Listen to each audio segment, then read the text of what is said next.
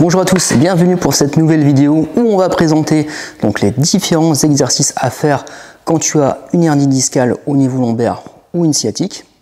On va donc utiliser différents accessoires qu'on peut se procurer un peu partout, je vous mettrai les liens dans le descriptif. Et après bien sûr je vais faire les exercices sur un appareil qui est derrière moi qu'on pourra également interpréter sur son lit, sur une table basse, sur une table de cuisine. Je vais tout te montrer, tu vas voir, c'est quelques exercices mais si tu les fais tous les jours, tu vas voir, ça va te soulager énormément.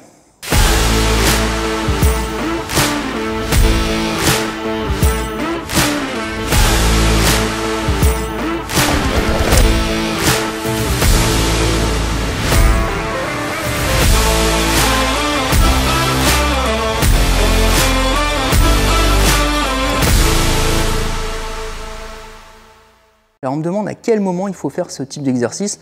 Je dirais qu'il n'y a pas de meilleur moment, évidemment. C'est mieux le matin parce que c'est là où le niveau de raideur est le plus difficile, c'est là où on se lève, on a le plus mal. Donc il faut le faire à ce moment-là, après le petit-déj ou avant, pour délier le corps et se sentir vraiment plus relax pour profiter de sa journée. Mais si on n'a pas le temps ou qu'on n'a pas envie, dans ce cas-là on peut le faire le soir, après la douche par exemple, ou entre midi et 2 si on a une pause. Le plus important, c'est de le faire, c'est d'être régulier. Alors pour commencer, je vais revenir sur certains automassages que j'utilise avec le rouleau. J'ai déjà fait une vidéo complète sur les automassages, tu les retrouveras très facilement sur ma chaîne. Je vais déjà te montrer les étirements principaux, les massages principaux avec le rouleau. Alors pour commencer, on va utiliser le rouleau. Donc je prends un rouleau lisse. Ça existe à Pico, mais c'est beaucoup plus dur. Et si tu as une hernie discale, une sciatique, tu seras bien content d'utiliser ce type de revêtement bien lisse. Donc là, on va s'asseoir dessus, donc sur le côté qui est tendu, mais on fera quand même l'autre côté, c'est important pour l'équilibre. Donc là, je vais placer ma jambe tendue, qui correspond à la jambe qui est en souffrance, et je vais faire des petits allers-retours comme ça, pour pétrir la zone qui est sous tension. Donc combien de fois? Donc c'est une dizaine. Pas la peine d'en faire 50, et selon l'angle où tu te trouves, donc là ici ça me tire beaucoup, et peut-être que toi c'est un peu plus bas, donc il n'y a pas de qui a raison, si ça te tire plus bas, tu t'attardes sur la zone qui est le plus tendue et tu pétris. Donc une dizaine de fois, jusqu'à 20 fois, c'est pas le problème, donc ça te fait du bien. Et après, sur ma vidéo sur l'automassage, j'enchaîne avec l'ischio, mais là je vais pas le faire, parce qu'en fait quand tu as une hernie, si tu tends ta jambe, ça tire sur le nerf et du coup, voilà, ça te fait mal. Donc, je ne fais pas l'ischio-jambier, je vais faire le mollet. Le mollet qui est souvent engourdi, raide. On ressent besoin qu'il soit massé. Donc là aussi, c'est l'un des symptômes de la hernie et sciatique aussi. Après, tout dépend comment est placée ta hernie, je vais en parler après. Donc là, je fais intérieur, milieu et extérieur. Et après, si ça te tire plus à l'intérieur, comme d'hab, tu fais plus vers l'intérieur. Entre 10 et 20, ça suffit. Donc bien sûr, on fait les deux côtés. Là, ça aille vite, au niveau de la vidéo, je te montre que d'un côté, mais évidemment, tu penseras à faire l'autre. Et c'est le même principe. Il faut bien positionner le rouleau et c'est reparti pour un tour. Une fois que j'ai fait ça, je vais utiliser une balle d'automassage qui va être forcément plus précis localement qu'un rouleau qui a une grande surface de travail. Donc là, c'est une balle que j'ai achetée dans un magasin, j'ai envie de dire, pas de trucs et astuces, mais un magasin où tu as tous des objets rigolos en Belgique, mais ça se trouve également sur Internet. C'est une balle qui vibre. D'ailleurs, là, si tu l'entends au micro, ça vibre. Et après, il y a deux vitesses. Donc, on commence vitesse 1, et là, on va placer la balle exactement à l'endroit où on a mal. Donc ici, je vais sonder mon fessier, je vais poser la balle là où ça fait mal. Donc j'ai déjà le poids de mon corps sur la zone tendue, et là, la vibration va être très salutaire pour moi. Tout ce qui est vibratoire est bon, sans mauvais jeu de mots bien sûr, et ni comparaison. Disons que sur les vidéos sur le fascia que j'ai fait, j'ai expliqué l'intérêt des vibrations. Donc tout ce qui est vibratoire, c'est bon pour le fascia. On peut passer ensuite en vitesse 2. Et après, tu peux t'amuser à rouler sur toute la surface du fessier ou simplement rester comme ça passif. Donc, c'est pas très sportif. Rien que ça, automassage, rouleau, ça soulage beaucoup. C'est un peu comme si tu te faisais une séance de kiné en plus. Le kiné, On en reviendra également après sur une autre vidéo. Là, c'est vraiment quoi faire tout de suite quand tu as mal. Donc si tu n'as pas cette balle-là, tu as des petites balles en caoutchouc au début, hein, tu te trouves dans les magasins de sport type Decathlon, Go Sport, etc. Et si c'est trop dur, si tu es très raide et que ta douleur est vraiment importante, tu peux prendre une balle de tennis, voire une balle en mousse. Ensuite, si tu as un peu plus de budget, tu auras ce qu'on appelle le pistolet de massage, là avec un embout rond. Et moi, je l'utilise surtout pour le fessier et le mollet. Donc là, il y a plusieurs vitesses. Donc là, je vais mettre sur on. Et là, tu as plusieurs vitesses. Donc là, tu peux faire plus, moins. Hein. Donc là, je vais vite. Je le mets juste en vibration. Donc là, ici, je t'entends au micro. Donc là, je suis en vibration légère. Et je vais passer comme ça sur le mollet. Donc là, je te montre pour que tu vois mieux. En fait, tu vois, hein, ça vibre. Et je vais passer comme ça du bas et je vais remonter vers le haut. Déjà, c'est bien pour la circulation sanguine. Et puis, je vais faire ça plusieurs fois. Donc là, moi, où c'est le plus tendu, c'est ici. Et là, on laisse aller. Hein. Donc là, c'est pareil, il n'y a pas d'effort à faire, en fait. Hein. Comme je te dis, si tu n'es pas sportif, ça va te faire du bien. Et évidemment, après, si tu es tendu sur ta cuisse, sur le côté de ta jambe ou le fessier, tu le mets sur le côté et c'est parti. Ça va faire le même système que la balle. Donc petit pistolet, donc je te montre, tu peux faire plus ou moins. Et après on-off. Hein. Et tu as plusieurs accessoires que tu peux utiliser. Bon, c'est fourni avec la boîte. Je te mettrai le lien en description. C'est coûté une 50aine d'euros. Faut pas prendre forcément plus cher et moins cher. C'est pas non plus. Si tu prends un truc Wish qui pète au bout du premier massage, c'est pas la peine. Bon, sachant que quand tu as mal, hein, généralement tu es prêt à tout pour plus avoir mal. Donc je pense que tu vois ce que je veux dire. Alors là, je vais te montrer donc des exercices sur l'apparatus. Alors tu vas me dire, ouais, mais moi j'ai pas un apparatus à la maison.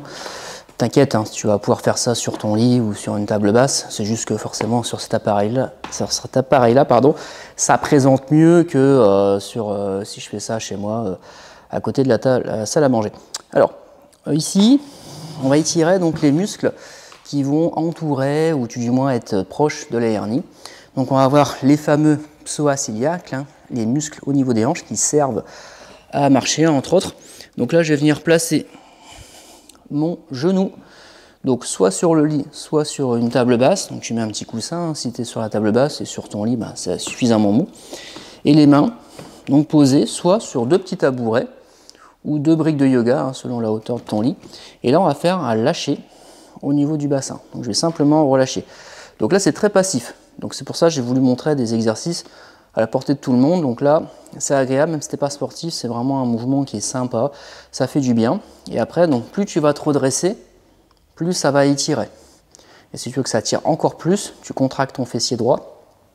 Et là, ça tire davantage sur la hanche. Encore mieux, c'est de pouvoir se tenir à quelque chose. Donc là, j'ai une barre pour le faire, mais ça sert à rien parce que je ne voudrais pas que tu te tiennes la barre à rideau et que ça te fasse mal, pire que mieux. Donc on va rester sur cet exercice qui est déjà bien. Donc tac, après forcément tu fais toujours les deux jambes, c'est hyper important de ne pas faire que la jambe qui est tendue, hein. Il faut faire les deux quoi qu'il arrive, même si on reste un peu moins longtemps, donc celle-ci je reste pas longtemps parce que c'est pour la vidéo. Ensuite, tu as celle-ci que tu peux faire sur une chaise, là tu laisses aller vers l'avant, donc tu restes penché et là tu lâches complètement le poids du tronc vers l'avant. Donc cet exercice, si tu le fais debout, ça va te faire mal à la hernie ou à la sciatique, tout simplement parce que tu vas avoir le poids du tronc sur les jambes et il va y avoir beaucoup trop de pression. Alors que si le fessier est posé, tu vas décharger énormément de poids et du coup ça va être beaucoup plus agréable. Voilà, donc ça pareil, hein, combien de temps? 1 minute, c'est bien. Hein.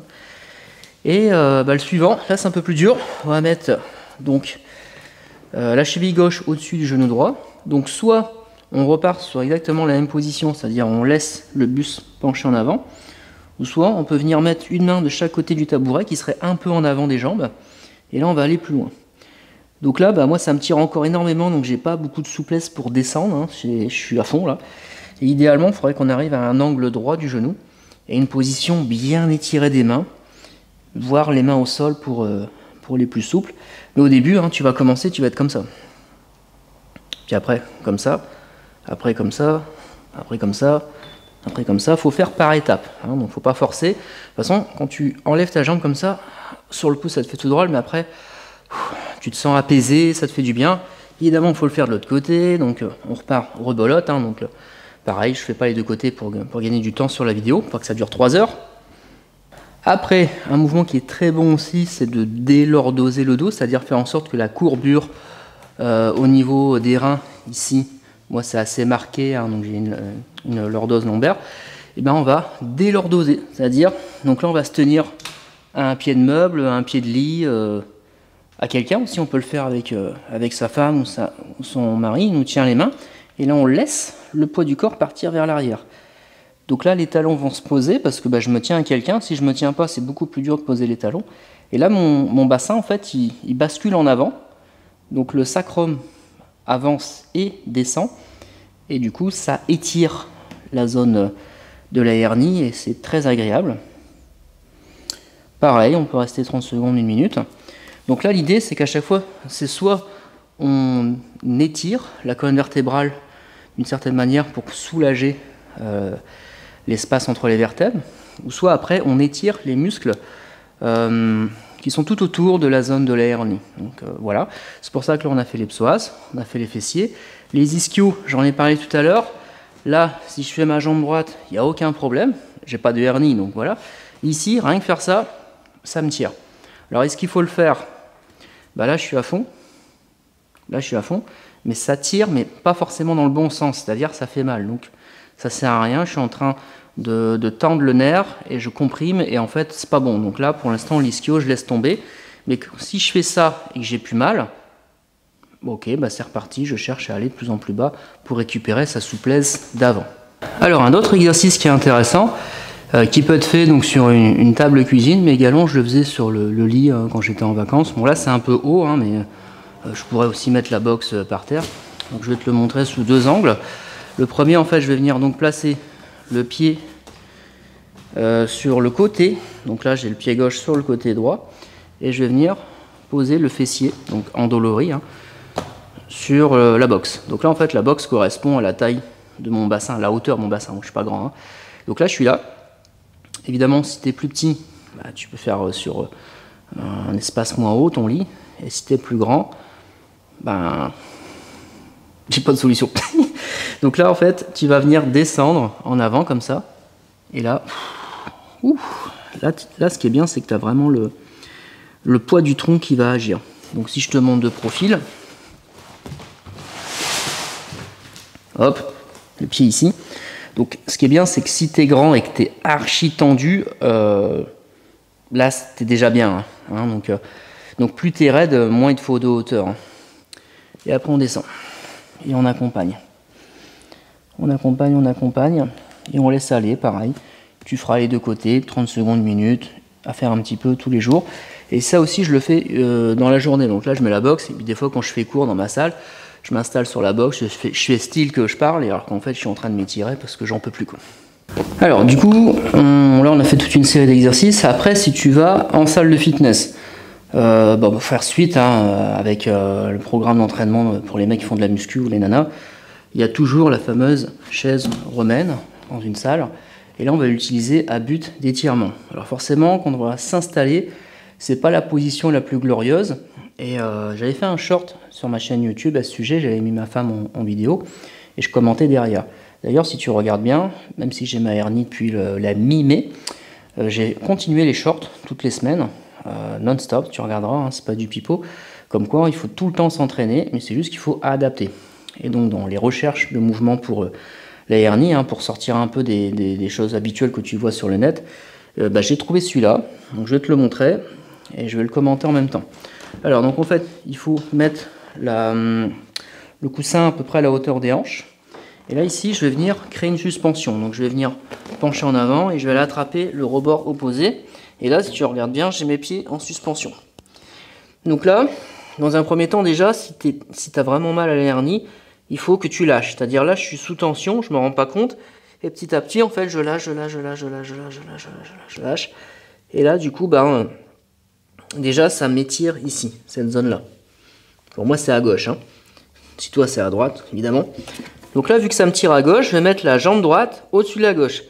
Alors au début, quand tu es très en tension, ça fait un mal de chien, quoi. C'est vraiment dur, quoi. Et c'est là l'importance de la respiration, d'inspirer profondément, d'expirer profondément.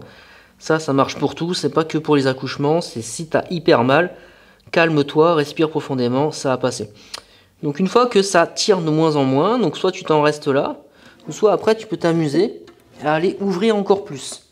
Donc là, je vais m'incliner à droite et donc ça va ouvrir encore plus au niveau de la hernie qui est donc chez moi en bas à gauche. Et si, bordel, ça te tire en bas à droite, bah, tu changes de jambe et donc tu vas aller à gauche. C'est une question de biomécanique. Hein. Donc là, cette position, c'est un étirement qui est vraiment très costaud. C'est pour ça que je le mets en dernier. C'est pas le premier à faire sur la liste. De toute façon, tu vas le sentir. Hein. Au départ, quand tu es en souffrance, tu peux rien faire. Tu es obligé d'attendre que ça se calme et que les médocs fassent le boulot. Et c'est seulement après, quand tu sens que tu as mal, mais que tu peux étirer, que tu vas pouvoir enclencher ces exercices. Voilà, je pense que c'est déjà pas mal à faire pour commencer. Bien sûr, si tu veux d'autres exercices, n'hésite pas à me contacter. Je fais toutes sortes de programmes. Des programmes d'entraînement en musculation, comme tu l'as vu sur la première vidéo, et des programmes complémentaires en assouplissement, mobilité, souplesse et douleur localisée. Il n'y a pas évidemment pas que les hernies, il y a également toutes les autres problématiques qu'on peut rencontrer. Et si tu veux être aussi souple que mon chat à l'une, eh bien, je t'invite à me contacter en message privé. Sur ce, j'espère que cette vidéo t'a plu. Je t'invite à mettre un like, à t'abonner, à partager, hein, c'est le trio gagnant. Ça m'aide beaucoup pour la chaîne. Cette vidéo est faite pour toi. J'espère vraiment qu'elle va t'aider. Et sachant que moi, je suis passé par là, donc je comprends. N'hésite pas également à commenter pour poser des questions, parce que là, c'est une hernie donc, type sciatique. Si tu as une hernie d'un autre niveau, n'hésite pas également à poser tes questions en commentaire. Ça pourrait peut-être également me donner une autre idée de vidéo qui change un petit peu de celle des kinés, qui sont bien sûr complémentaires à ce que font les kinés. Évidemment, je ne suis pas du tout en opposition avec eux, je suis au contraire en partenariat. Et c'est juste que moi, c'est mon point de vue d'entraîneur et puis aussi de personne qui a vécu cette douleur qui est vraiment pas du tout agréable. Mais il y a une fin à tout, il faut s'accrocher, il ne faut pas laisser tomber et surtout toujours rester en mouvement.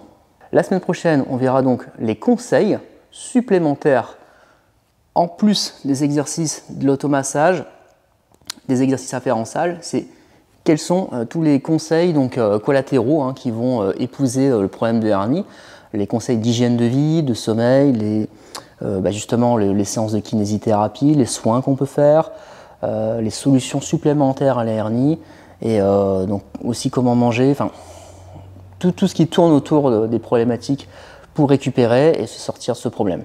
Sur ce, je te dis à la semaine prochaine pour la suite des vidéos. Bye bye!